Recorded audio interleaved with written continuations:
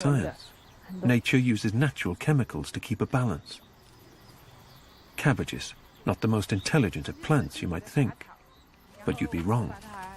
White butterflies love them. They choose them to lay their eggs. Tiny caterpillars develop within the eggs, a threat to the cabbage. As soon as they start to nibble, the cabbage responds, sending out volatile chemicals, a perfume, a call for help. The perfume attracts a parasitic wasp. The caterpillars are about to become unwitting hosts for the next generation of this wasp. The wasp lays its eggs inside the caterpillar. The caterpillars try to defend themselves with sticky saliva, but it's hopeless. They will ultimately host up to 20 eggs, deposited by the wasp. Over a couple of weeks, the maturing wasp larvae will eat the caterpillar from the inside, keeping it alive long enough for them to emerge. But now there's a twist in the story. Another wasp, even smaller, no bigger than a speck of dust, is also interested. But not in the caterpillar. It's looking for the wasp larvae.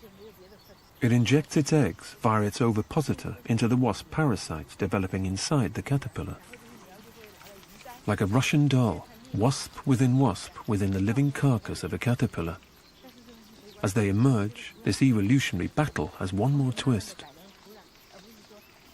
The caterpillar's brain has been infected by a brachyvirus from the larvae of the first wasp, making the caterpillar behave as if it's the mother of the wasp larvae.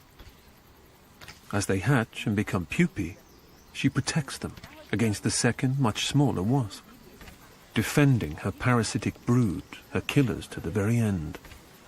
All along, the cabbage is benefiting. Its predator, the butterfly caterpillar, is being destroyed by the parasitic wasp and its babies.